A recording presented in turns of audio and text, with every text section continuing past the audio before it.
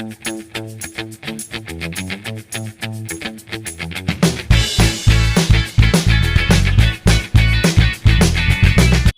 Everyone, ನಮಸ್ತೆ ಎಲ್ರಿಕೊಂಡು welcome back to my YouTube channel. Thank you so much ಯಾರೆಲ್ಲ ನನ್ನ ಚಾನಲ್ ನೋಡ್ತಾ ಇದ್ದೀರಾ ಆ್ಯಂಡ್ ಲೈಕ್ ಮಾಡ್ತಿದ್ದೀರಾ, ಕಮೆಂಟ್ ಮಾಡ್ತಾ ಇದ್ದೀರಾ, ಎಲ್ರಿಗೂ thank you so much. And ಇದು ಒಂದು ಜನರಲ್ ರೀಡಿಂಗ್ ಆಗಿರುತ್ತೆ ಆ್ಯಂಡ್ ಟೈಮ್ಲೆಸ್ ರೀಡಿಂಗ್ ಆಗಿರುತ್ತೆ.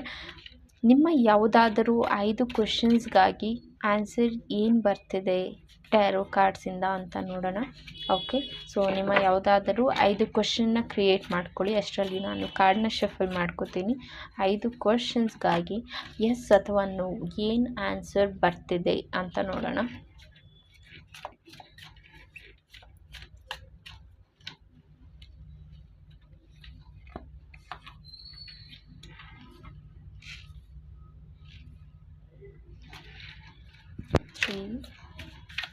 ಅಥವಾ ನಿಮಗೇನಾದರೂ 2 ಕ್ವಶನ್ಸ್ ಇದೆ ಅಂತ ಹೇಳಿದರೆ 1 ಅಥವಾ 2ನ ನೋಡಬಹುದು. 3 ಇದೆ ಕ್ವಶನ್ಸ್ ಅಂತ ಹೇಳಿದರೆ 1, 2, 3ನ ನೋಡಬಹುದು. 5 ಕ್ವಶನ್ಸ್ ಇದೆ ಅಂದರೆ ನೀವು 5 ಕಾರ್ಡ್ಸ್ನ ನೋಡಬಹುದು.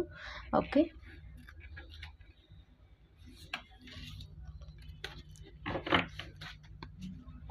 ಹೋಪ್ ನೀವು ಕ್ವಶನ್ನ ಸೆಲೆಕ್ಟ್ ಮಾಡಿದ್ದೀರಾ ಅನ್ಕೋತೀನಿ. ಸೆಲೆಕ್ಟ್ ಮಾಡಿದ್ದೀರಾ ಅಂತ ಹೇಳಿದ್ರೆ 5 ಕ್ವಶನ್ಸ್ನ ನೀವು ಇಲ್ಲಿ ಕೇಳಬಹುದು.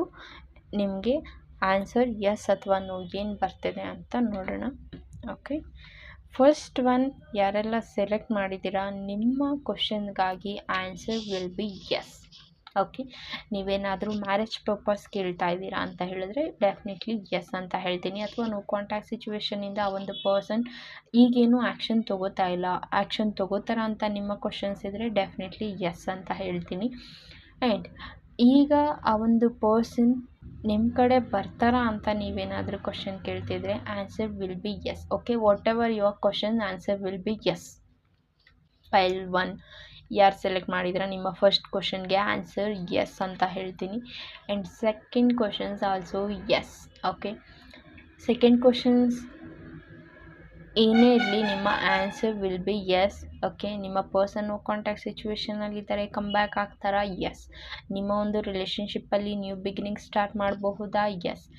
ನಿಮಗೆ ಆ ಒಂದು ಪರ್ಸನ್ ಏನೋ ಒಂದು ಚೀಟಿಂಗ್ ಮಾಡಿದ್ರು ಅಥವಾ ಏನೋ ಒಂದು ಲೈಕ್ ಬ್ಲ್ಯಾಕ್ ಮೇಲ್ ಮಾಡ್ತಾಯಿದ್ರು, ಈಗ ಒಂದು ಪರ್ಸನ್ ಅದನ್ನು ಸ್ಟಾಪ್ ಮಾಡ್ತಾರಾ? ಎಸ್. ಓಕೆ, ಸೊ ಇದು ಸೆಕೆಂಡ್ ಕ್ವಶನ್ ಯಾರು ಚೂಸ್ ಮಾಡಿದ್ರೆ ಅವ್ರಿಗಾಗಿ.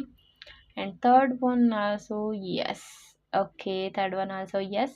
ಮೇ ಬಿ ಒಂದು ಪರ್ಸನ್ ತುಂಬ ಶೈ ಇರಬಹುದು, ಏನೂ ಹೇಳ್ಕೊಳ್ದೇ ಇರಬಹುದು, ಅಥವಾ ನಿಮಗೆ ತುಂಬ ಹೈಡ್ ಮಾಡ್ತಿರುವಂಥದ್ದು ಇರಬಹುದು, ಈ ಪ್ರೀತಿಯಲ್ಲಿ ಏನೂ ಅರ್ಥ ಮಾಡ್ಕೊಳಕ್ಕಾಗದೇ ಇರುವಂಥದ್ದು ಇರಬಹುದು. ಅವರಾಗಿ ಅವ್ರ ಪ್ರೀತಿಯನ್ನು ಹೇಳ್ಕೊತಾರಾ?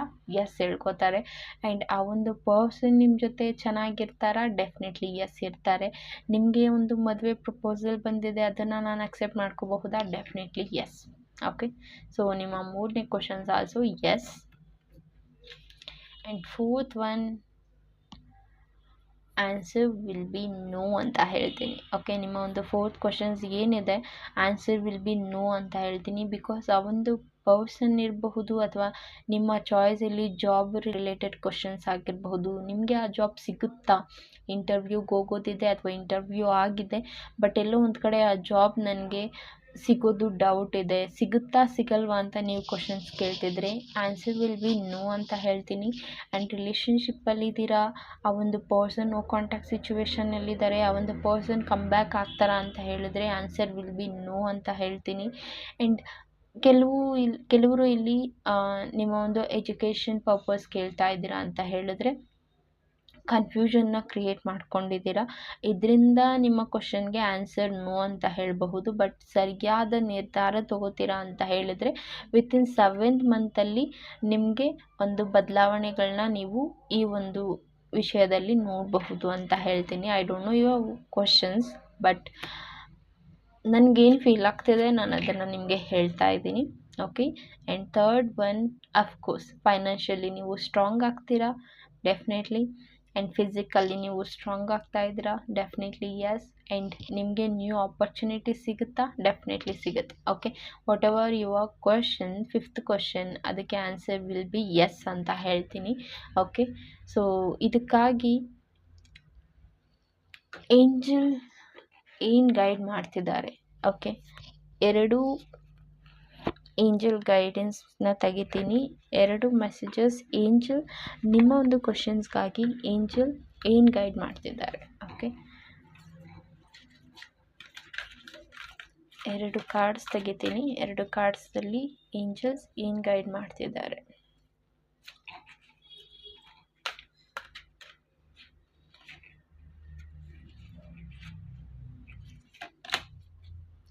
Abundance,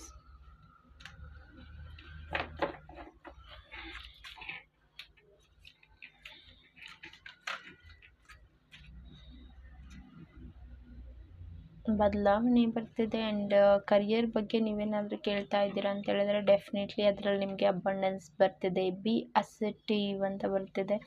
and forgiveness. Okay, 2 and 3. Okay, B assertive ಅಂತ ಹೇಳ್ತಿದೆ. ಬಿಕಾಸ್ ಎಲ್ಲೋ ಒಂದು ಕಡೆ ನೀವು ಮಾಡ್ತಿರುವಂಥ ಕೆಲಸ ಇರಬಹುದು, ನಿಮ್ಮ ಪಾರ್ಟ್ನರ್ ಬಗ್ಗೆ ಇರಬಹುದು, ನಿಮಗೇನು ವಿಷಯಗಳು ಗೊತ್ತಿಲ್ಲದೆ ಇರಬಹುದು.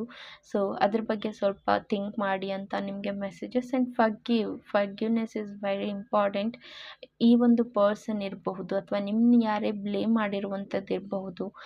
ಆ ಒಂದು ಪರ್ಸನ್ನ ಅಥವಾ ಈ ಒಂದು ಪ್ರೀತಿಯನ್ನು ನೀವೆಲ್ಲಿ ಫರ್ಗಿವ್ ಮಾಡಿಲ್ಲ ಅಂತ ಹೇಳಿದ್ರೆ, ಈ ಒಂದು ಪ್ರೀತಿಯಲ್ಲಿ ಆಗಿರುವಂಥ ತಪ್ಪುಗಳನ್ನ ನೀವು ಫರ್ಗಿವ್ ಮಾಡಿಲ್ಲ ಅಂತ ಹೇಳಿದ್ರೆ, ನೀವು ಅದೇ ಥರದ ಜನರನ್ನು ಡೆಫಿನೆಟ್ಲಿ ಅಟ್ರ್ಯಾಕ್ಟ್ ಮಾಡ್ತೀರಾ. So forgiveness is very important. Forgive ಮಾಡಿ ಅಂತ ನಿಮಗೆ ಮೆಸೇಜಸ್ ಬರ್ತಿದೆ. Okay, I want to take another one. ಇನ್ನೊಂದು ಕಾರ್ಡ್ ತೆಗಿಬೇಕಂತ ಅನ್ನಿಸ್ತಿದೆ. Remain positive. Okay, remain positive means ನೀವೆಲ್ಲೋ ಒಂದು ಕಡೆ ತುಂಬ ನೆಗೆಟಿವ್ ಆಗಿ ಥಿಂಕ್ ಮಾಡ್ತಾ ಇದ್ದೀರಾ. ನಿಮ್ಮ ಬಗ್ಗೆ ಇರಬಹುದು, ನಿಮ್ಮ ಪ್ರೀತಿ ಬಗ್ಗೆ ಇರಬಹುದು, ನೀವು ಕೇಳ್ತಿರುವಂಥ ಕ್ವಶನ್ ರಿಲೇಟೆಡ್ ಇರಬಹುದು. ಎಲ್ಲೋ ಒಂದು ಕಡೆ ತುಂಬ ನೆಗೆಟಿವ್ ಆಗಿ ಥಿಂಕ್ ಮಾಡ್ತಿರುವಂಥದ್ದಿದೆ. ಹಾಗಾಗಿ ರಿಮೈನ್ ಪಾಸಿಟಿವ್ ಆಗಿ ಥಿಂಕ್ ಮಾಡಿ ಅಂತ ಹೇಳ್ತಿದ್ದಾರೆ ಏಂಜಲ್ಸ್. ಬಿಕಾಸ್ ನೀವು ಏನು ಥಿಂಕ್ ಮಾಡ್ತೀರಾ ಅದನ್ನು ನೀವು ಇಲ್ಲಿ ಅಟ್ರ್ಯಾಕ್ಟ್ ಮಾಡ್ತೀರಾ. ಇಟ್ ಕುಡ್ ಬಿ ನೆಗೆಟಿವ್ ಅಥವಾ ಅದು ಪಾಸಿಟಿವ್. ನೀವೇನನ್ನು ಥಿಂಕ್ ಮಾಡ್ತೀರಾ ಅದನ್ನು ನೀವು ಇಲ್ಲಿ ಅಟ್ರ್ಯಾಕ್ಟ್ ಮಾಡ್ತೀರಾ. So B positive, remain positive ಅಂತ ನಿಮಗೆ ಇಲ್ಲಿ ಮೆಸೇಜಸ್ ಬರ್ತಿದೆ. ಹೋಪ್ ನಿಮಗೆ ಈ ಒಂದು ರೀಡಿಂಗ್ ಇಷ್ಟ ಆಗಿದೆ ಅನ್ಕೋತೀನಿ. ಆ್ಯಂಡ್ ಇದು ಜನರಲ್ ರೀಡಿಂಗ್. ನಿಮಗೆ ರೆಸೊನೇಟ್ ಆದರೆ ಮಾತ್ರ ತೊಗೊಳ್ಳಿ. ಆ್ಯಂಡ್ ರೆಸೊನೇಟ್ ಆಗಿಲ್ಲ ಅಂದರೆ ಅದು ಬೇರೆ ಸೋಲ್ಗೆ ಸಂಬಂಧಪಟ್ಟಿದ್ದಾಗಿರುತ್ತೆ. ಸೊ ಪರ್ಸ್ನಲ್ ರೀಡಿಂಗ್ನ ಅವಶ್ಯಕತೆ ಇದೆ ಅಂತ ಹೇಳಿದ್ರೆ ನೀವು ನನ್ನ ಕಾಂಟ್ಯಾಕ್ಟ್ ಮಾಡಿ ಪರ್ಸ್ನಲ್ ರೀಡಿಂಗ್ನ ತೊಗೋಬಹುದು. ಇದರಿಂದ ನಿಮಗೆ ಅಕ್ಯುರೇಟ್ ಆದಂಥ ಮೆಸೇಜಸ್ ಸಿಗುತ್ತೆ ಅಂತ ಹೇಳ್ತಾ. So thank you so much guys and take care.